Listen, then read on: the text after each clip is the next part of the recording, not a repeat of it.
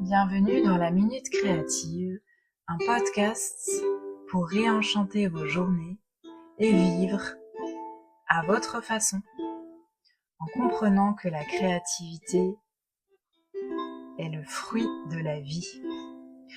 Je m'appelle Marie-Liesse et je suis art-thérapeute, artiste, humaine, et je vous propose d'échanger avec nos invités de qualité qui viendront proposer leur vision de la créativité et partager leurs meilleurs tips.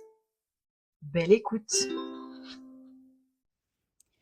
Pensez à aimer, à vous abonner, à activer la cloche pour être tenu au courant des nouvelles publications, des podcasts, des tirages, de plein de choses inspirantes, et puis évidemment à commenter pour alimenter la communauté et à partager si vous pensez que ça peut faire écho avec quelqu'un que vous connaissez.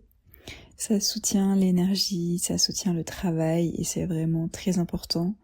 Ce sont de petits gestes qui font en fait toute la différence. Et puis si vous souhaitez aller plus loin, il y a la possibilité de vous inscrire sur mon site qui est en description et vous pourrez recevoir votre cadeau de bienvenue avec 5 activités créatives à réaliser chez vous de façon simple et accessible. Et je suis toujours heureuse de lire vos retours. Belle écoute! Bonjour et bienvenue dans la Minute Créative. Je suis très heureuse aujourd'hui de recevoir Vanessa qui m'a fait l'honneur de venir jusqu'à moi. C'est vrai que souvent je vais chez les personnes ou je les vois à distance et là elle est venue ici, donc c'est super. Et Vanessa, en fait, on se rencontre aujourd'hui, donc c'est intéressant comme expérience et ça me fait plaisir en fait d'ouvrir mon cercle de podcast à de nouvelles rencontres. Je trouve ça vraiment riche, enrichissant pour moi et sûrement pour vous. Et donc pour moi, ce qui me relie à Vanessa, c'est l'aspect justement couleur, matière, créativité. Je vois sur sa carte que c'est écrit image de soi, colorimétrie et textile. Et en fait, elle va vraiment se présenter plus précisément pour vous, pour qu'on puisse mieux faire sa connaissance. Bonjour Marie-Liesse. Pour moi, c'est en effet nouveau, une sorte interview en fait. Comment raconter tant d'informations, tant d'émotions, ça on verra bien, ce sera selon les questions. Et oui, il y a la carte, une petite carte de visite en face de nous. Image de soi, colorimétrie, textile. Alors, de mon côté, c'est d'abord le textile en fait. Il y a d'abord l'histoire du textile, des couleurs, des motifs, qui a toujours fait partie de ma vie. Et puis, à un moment donné, la création d'un atelier boutique en création textile. Et là, c'était la proposition de création, de transformation de vêtements, forcément en lien avec tout ce qui est recyclage. Quand on voit tous ces vêtements créés par des esclaves, on va dire, que ce soit par des chaînes ou ténus, etc., mais tous les autres, tous ces vêtements qui sont fabriqués en Asie, enfin bref, on sait la problématique et on réalise à quel point on marche sur la tête. On a tellement de vêtements qui débordent de nos recycleries qu'en fait on a tout ce qu'il faut pour pouvoir s'habiller et puis créer. En fait, on prend 1, 2, 3, 4 vêtements et on en fait un autre. Enfin, bref, pour dire que quand j'ai lancé l'atelier textile, ça venait déjà à la base, j'ai toujours travaillé la créa de mes années beaux-arts, ensuite même avec les amis, avec les enfants, enfin j'ai toujours retravaillé les vêtements. Dès qu'il y avait besoin, je les ai toujours personnalisés, tout simplement, basiquement, comme un amusement. Et puis au fur et à mesure, je me suis rendu compte que vraiment il y avait un vrai intérêt, pas seulement pour s'amuser, La créativité a toujours été là, mais à un moment donné, ça rentrait vraiment dans une démarche engagée, en fait, par rapport au monde dans lequel on vit. Et puis j'ai l'opportunité de monter l'atelier boutique. Très intéressant. Tu nous en diras plus, je pense, après. Mais là, j'aimerais bien revenir un peu sur ton parcours, parce que tu parles des beaux-arts. Qu'est-ce qui t'a donné l'élan ou l'envie des beaux-arts ? Et c'était quoi ton intention quand tu y as été ? Est-ce que tu savais déjà vers quoi ça pourrait t'ouvrir ou pas nécessairement ? Qu'est-ce que tu avais envie d'explorer ? Pourquoi les beaux-arts ? En fait, j'ai toujours dessiné. En fait, je crois que tout simplement, ça a toujours été, ça a toujours été là. En fait, j'ai toujours dessiné et beaucoup joué avec les tissus, avec les motifs. C'est vrai que ça a toujours été là. Et puis, je m'embarque sur les beaux-arts. Et après, j'ai fait des études en BTS en architecture intérieure. Alors j'ai quand même hésité. Je me souviens très bien. Juste après les Beaux-Arts, j'ai hésité entre le BTS architecture intérieure et BTS impression et textile. Et en fait, je réalise à quel point, en fait, je suis partie sur l'architecture intérieure parce que avec ma famille, voilà, c'est ce qu'on disait. Tu auras plus de possibilités plus d'emplois certainement dans le bâtiment.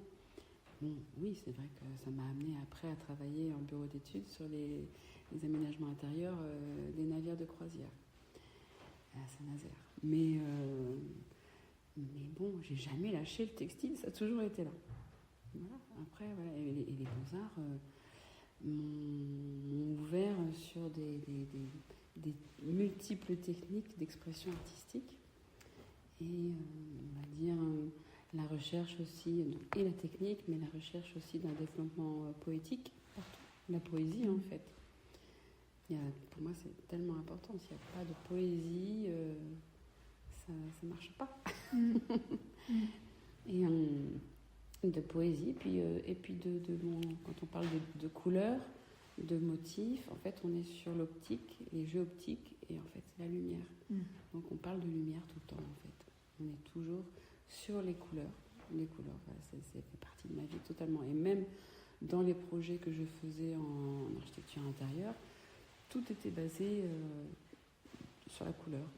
Autant, voilà, certaines personnes vont travailler le métal, plus les matières, le métal, le plastique, le bois, etc. Moi, ça a toujours été là. Bref, voilà. Et je continue là-dessus. Donc, il y a vraiment la couleur / la lumière qui est au centre de tes intérêts, de ton travail, de ton développement. Ah oui, la lumière... En fait, pour moi, la couleur, la lumière, c'est comme... je ne peux pas vivre sans. Oui. C'est-à-dire, ça fait partie... Je vois tout, c'est-à-dire, je suis vraiment réactive à toutes les couleurs. Je n'y peux rien, hein, c'est comme ça. Je vois vraiment les couleurs. Alors, bien sûr, je me suis orientée sur un accompagnement en image de soi et colorimétrie. Donc, tout ça, ce sont des vocabulaires. Il y a plein de gens qui n'ont aucune notion des couleurs et des subtilités de couleurs. Voilà, et pour certaines personnes, il y a 10 couleurs dans la vie. Moi, il y en a 500. Une infinité. Une infinité. Et je fais le parallèle avec nos émotions, en fait. Pour moi, les couleurs, c'est les émotions. Tout est lié. Quand on parle de couleurs, c'est parler d'émotions aussi. Ah bah ça, en art-thérapie, c'est une des bases. Oui, c'est vrai. Voilà.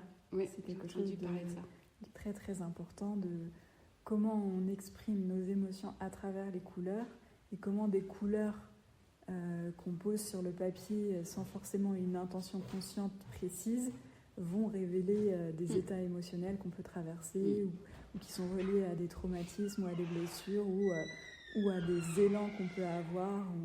Voilà. Et j'ai remarqué ça parce que quand tu es entrée dans la pièce, c'est ça qui t'a directement attiré, quoi. C'est les couleurs. Donc, c'est ça, c'est une lecture du monde et de la vie en lien avec ça. Il y en a qui voient des formes, des structures. Et toi, c'est les couleurs et ça fait vraiment écho parce que pour moi, c'est la même chose.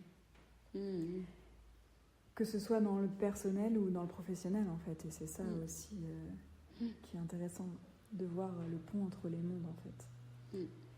Et du coup, est-ce que tu pourrais nous expliquer justement ce que tu proposes, en tout cas dans ce pan de ton activité professionnelle? Parce que tu dis les personnes ne savent pas nécessairement de quoi il s'agit, donc qu'est-ce que ça donne en fait? Oui, en fait, pour revenir sur la proposition d'accompagnement en image, en fait, à la base, donc si je reviens sur l'atelier boutique, j'accompagnais les personnes pour retravailler les vêtements. Donc les gens venaient avec une veste, une robe, un manteau, abîmé ou pas, ou taché, et on choisissait un tissu et puis on retravaillait le vêtement. Mais en retravaillant les vêtements et en étant ensemble créatifs sur la façon avec laquelle on pouvait modifier le vêtement, et qui forcément allait correspondre à la personnalité de la cliente.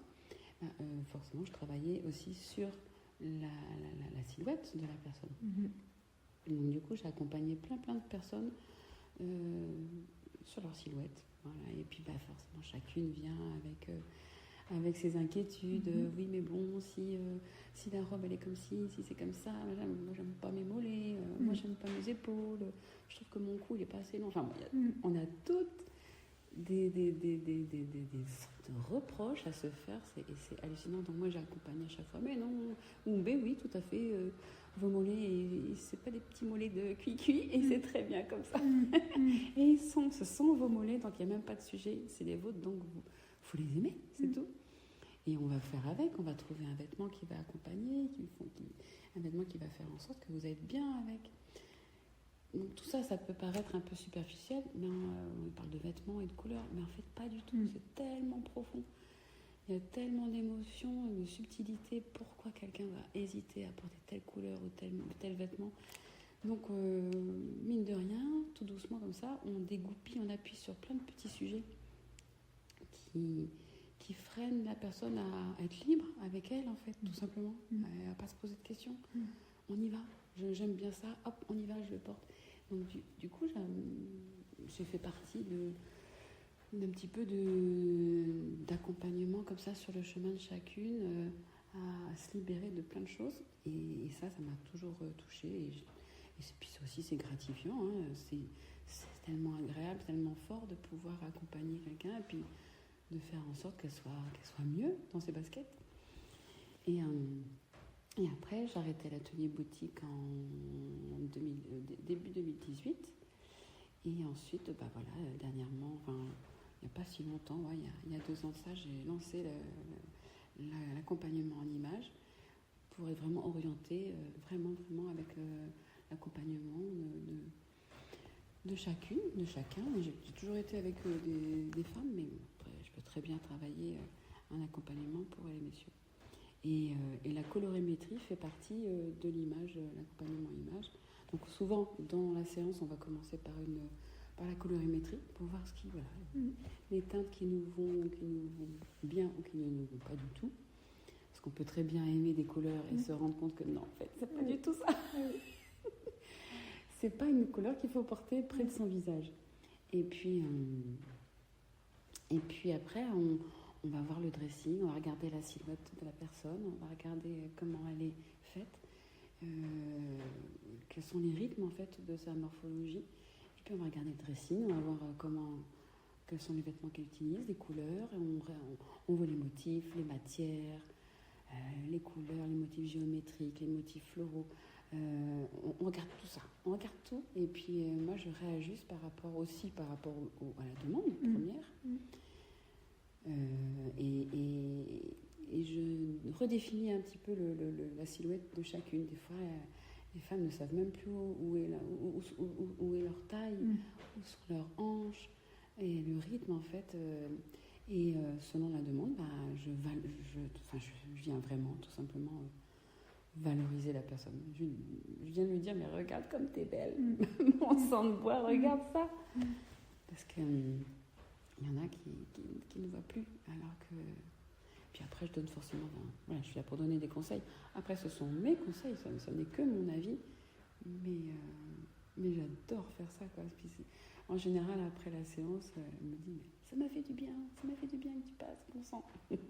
Puis après, on se revoit 1 mois après, 2 mois après. Et là, des fois, je les laisse faire, quoi. Je les laisse avec tout ce que j'ai donné comme info, parce que des fois, ça donne... Enfin, voilà, je transmets beaucoup d'infos. Il y a beaucoup de choses pour certaines personnes. Hein. Et donc, je pose des graines, et puis ça pousse, et on se revoit peut-être 2 mois après, et là, c'est chouette, parce que c'est une transformation. Il y a quelque chose de solaire qui est arrivé. Ça y est, elle a vu, quoi. Ça a pu dégoupiller plein de choses, parce que quand on fait l'accompagnement en images et qu'on s'occupe du dressing, tout simplement, à travers ça, on parle, on échange plein de choses sur plein de sujets, et puis on dégoupille plein de trucs. Parce qu'il a suffi qu'une fois, le frère a dit ci, la sœur a dit ça, quand j'étais petite. Voilà, dans la discussion, on dégoupille plein de trucs, plein d'informations toxiques, en fait. Et puis voilà, ça fait du bien. Ouais, c'est super intéressant parce que de mon point de vue de psy et d'art thérapeute, on va travailler ça, mais plus dans l'aspect justement psychique. Et je trouve que ce qui est intéressant avec ton accompagnement, c'est qu'il y a l'aspect très concret. Tu vas chez les gens, tu es avec elles dans leur dressing, et puis là, nécessairement, ça va faire émerger d'autres choses. Parce qu'évidemment, le corps, il a ses mémoires. Il a ses mémoires de comment il se perçoit, comment on l'a perçu, ce qu'on a projeté sur lui, et comment, au fur et à mesure, il s'est identifié en fait à ça, alors que, comme tu le dis très justement, on est beaucoup plus que ça. Et c'est d'apprendre à aimer son corps, mais c'est très abstrait en fait quand on dit ça. Mais quand dans le concret, effectivement, on peut réapprendre à se voir, à se valoriser, à mettre en valeur ses formes grâce aux couleurs, grâce aux matières, etc. Ça peut être un vrai life-changing, comme on dit. En fait, ça passe par là. Et après, l'état d'esprit par rapport à soi, on peut changer aussi. Donc en fait, oui, on va travailler sur la forme, mais ça peut avoir une influence sur le fond et vice-versa. Et c'est ça qui est intéressant. Totalement. Tout est lié, de toute façon. Mais à un moment donné, il faut y aller. C'est ça. Il faut y aller parce que,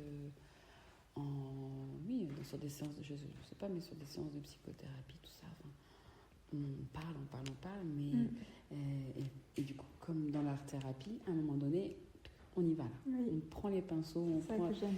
Il faut y aller. Ouais.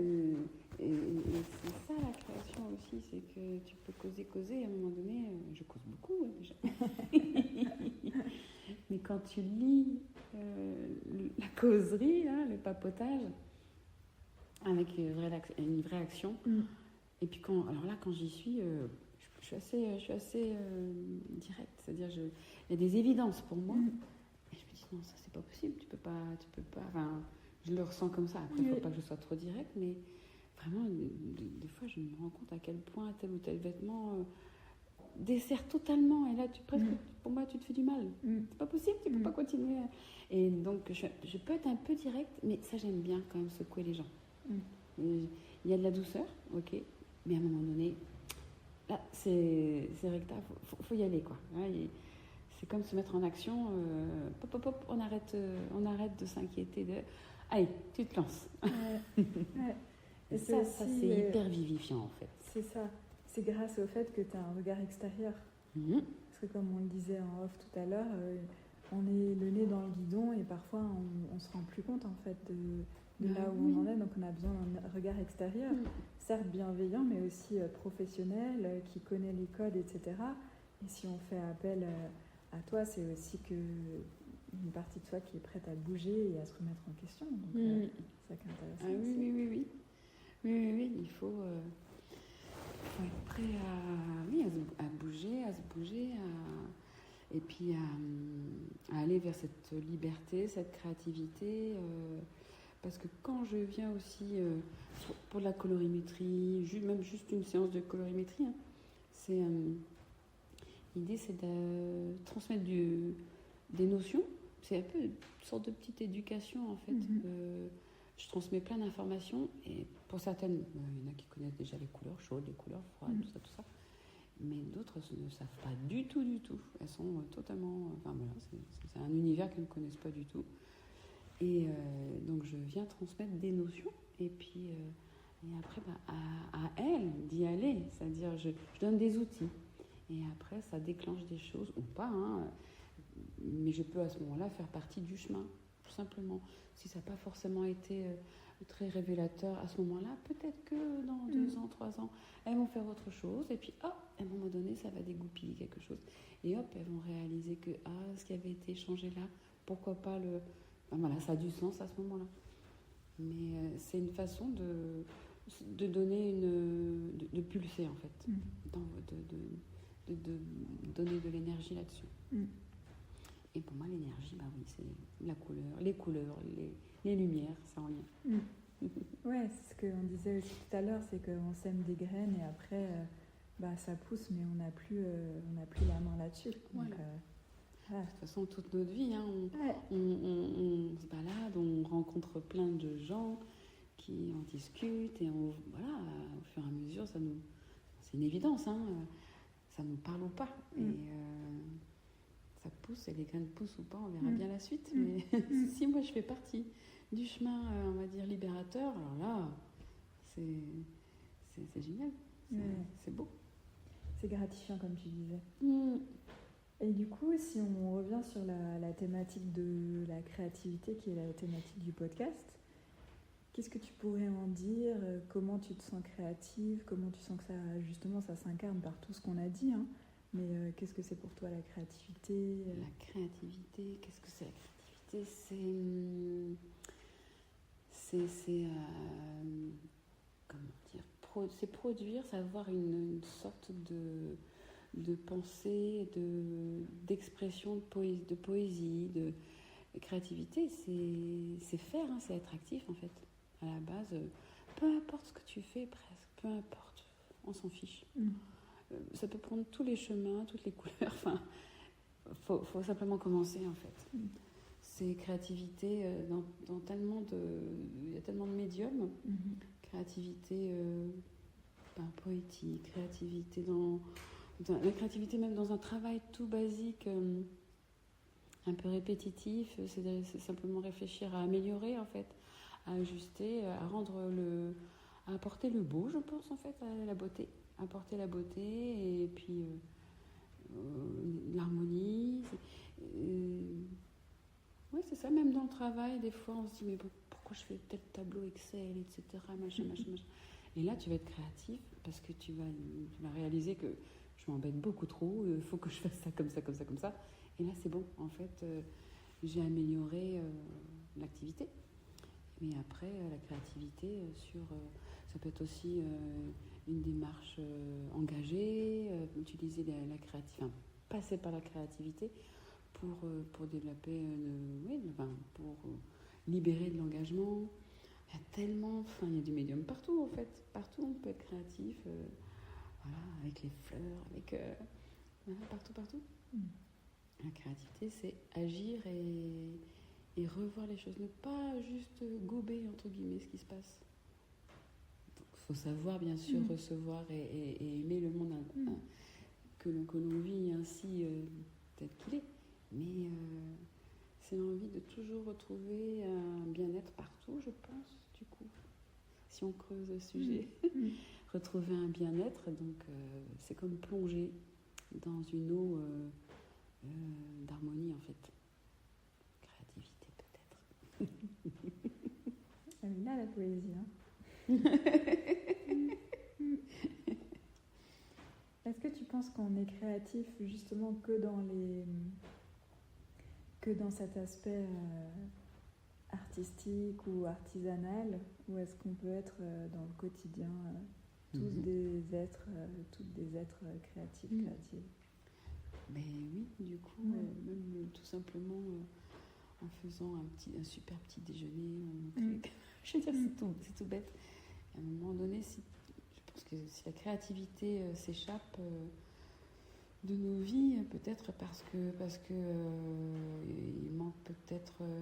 pourquoi on ne serait pas créatif? Parce qu'il y aurait une tristesse, parce qu'on subirait des choses, parce qu'à un moment donné, on va répéter chaque jour de manière vraiment identique, et à un moment donné, là, ça serait bizarre, hein, parce que moi je pense qu'il y a de la créativité tous les jours. Elle peut même parfois me griser, en fait, parce que tout est sujet à créativité pour moi, donc il faut se structurer quand même. Mais vivre sans créativité, ça veut dire que tu reçois en même temps les choses de manière simple, sans les réajuster, et tu te poses plus de questions. J'ai du mal à imaginer, moi, là. C'est une question un peu compliquée pour moi. Peut-être que tu deviens robot. Ouais, c'est ça. Hein. Tu fais les mêmes choses chaque jour sans... Ah, peut-être aussi, ça veut dire que s'il n'y a pas de créativité, il n'y a plus de... comme moi j'appelle ça être enjaillé. Il n'y a plus d'émoi, en fait. Il n'y a pas de créativité, tu t'enjailles plus. Ça veut dire que oui, il n'y a plus d'émotion. Ouais. Je pense.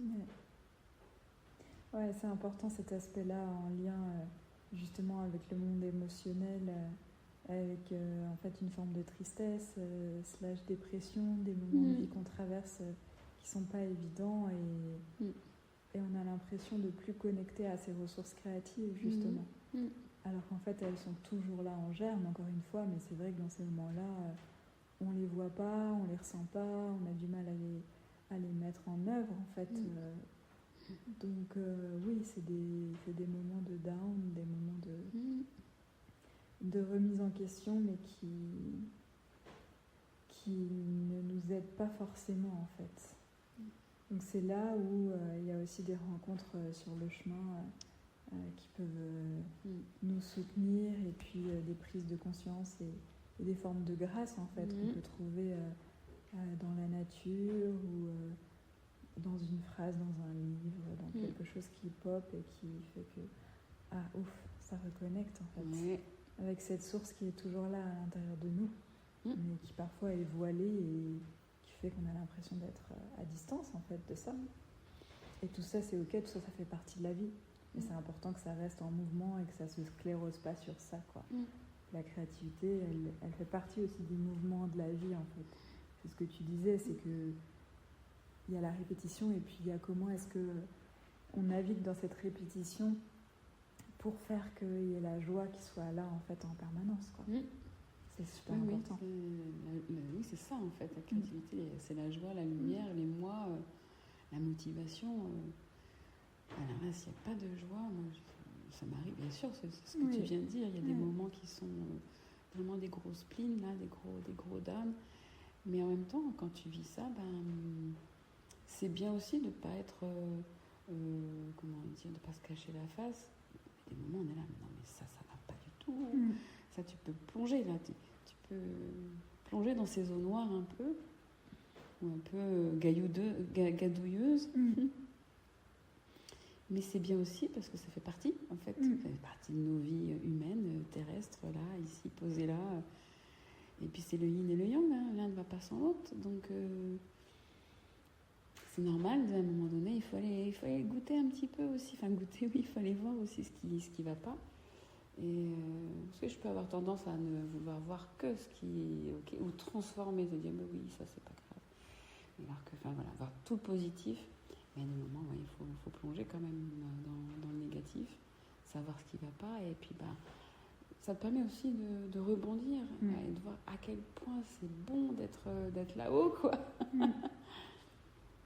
C'est pas là, parce qu'on pourrait très bien se dire c'est bon de rester dans le bas, là, c'est d'autres sensations fortes en fait, parce qu'on n'est pas toujours en train d'osciller comme ça entre cette intensité soit down soit up,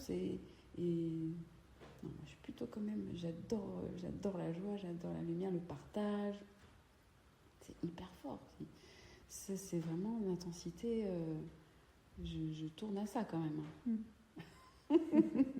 mais oui, il faut aussi aller toucher des moments difficiles pour comprendre et voir à quel point les moments forts et joyeux sont puissants et oui, on passe à la créativité. Et puis la créativité, le partage tous ensemble, en fait, c'est ça aussi. Il faut pas oublier ces moments-là, et ces moments colorés, encore une fois, voilà, c'est de la couleur. Moi, le bad sans couleur, c'est pas possible. Mais c'est vrai que dans ces cas-là, cette joie, la créativité, elle s'envole là, il n'y a pas. Alors du coup, ça nous permet de faire la transition sur qu'est-ce que tu conseillerais ou quelle ouverture tu proposerais à des personnes peut-être qui sont dans ce genre de moment ou alors qui de base ne s'identifient pas du tout à la créativité. Qu'est-ce qui pourrait faire un clic ou un déclic pour se dire ah bah si finalement je peux être un être ou une être créative ou alors je peux avoir des moments, des espaces temps dans ma vie de créativité. Qu'est-ce que tu pourrais leur dire? Ce qu'il faut faire, c'est encore une fois, comme on le disait tout à l'heure, c'est commencer, action, on y va. Même si la personne n'a pas envie, c'est pas grave. Tu viens, on commence, on fait.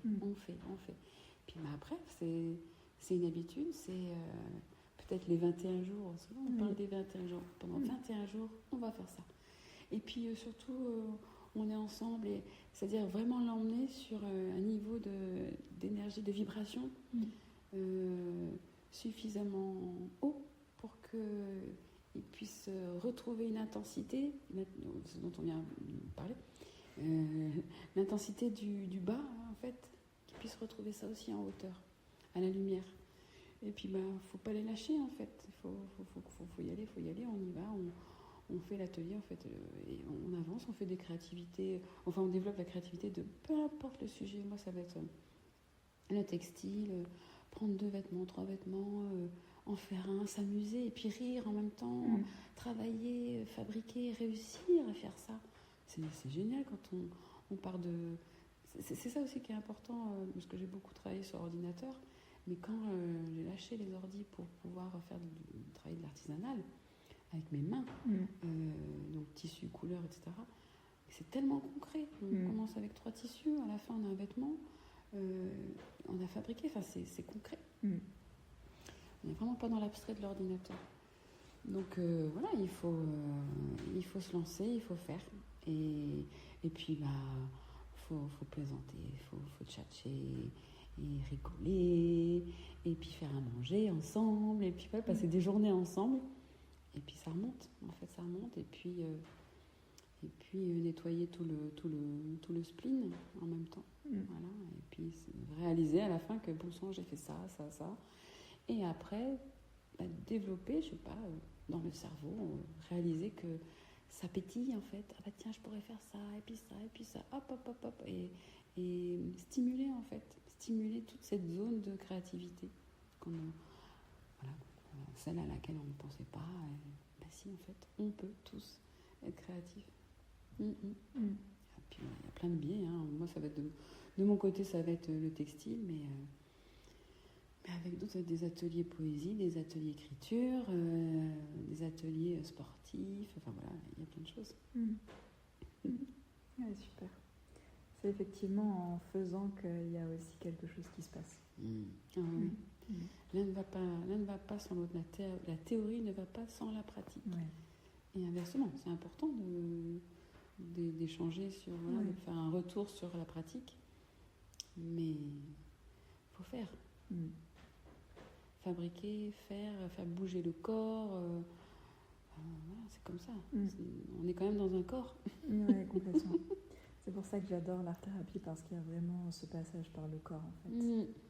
Et les adultes qui, de base, ont a priori sur leur qualité d'expression artistique, cette phrase de « je sais pas dessiner », quand ils voient qu'ils peuvent prendre des couleurs justes, du pastel, l'étaler sur la feuille, et que waouh, ça fait du bruit, quand on touche, il y a une sensation, rien que ça, alors que c'est très très simple. Et rien que là, il y a une transformation, et c'est pour ça que j'aime ça, parce qu'on se rend compte que je suis capable de faire quelque chose. Et là, il y a le processus qui s'enclenche. Ça, c'est hyper intéressant. Est-ce que tu aurais un mot de la fin, Vanessa, pour nos auditrices, nos auditeurs? Mot de la fin, ce serait... ça va rejoindre nos échanges précédents. C'est allez-y, actionnez absolument. Peu importe qui, quoi, comment... allez-y, forcément, avec le tissu, c'est toujours... c'est toujours bien, parce qu'on peut aussi se déguiser, on peut rigoler avec le tissu, on peut bouger son corps. Et puis, du coup, quand on travaille le tissu, le vêtement, on voit son corps, justement. On parle de corps depuis le début, mais on le regarde, ce corps, on regarde comment il est fait. Donc, c'est aussi s'ancrer, tout ça. Et voilà, c'est actionner, tout simplement. Merci beaucoup pour tout ça. Merci à toi, Marie-Liesse. C'était un très bel échange. Merci à toi. Et n'oubliez pas toujours de liker, de commenter, de partager. Ça soutient le travail et l'énergie. Et je vous dis à la semaine prochaine pour un nouvel épisode.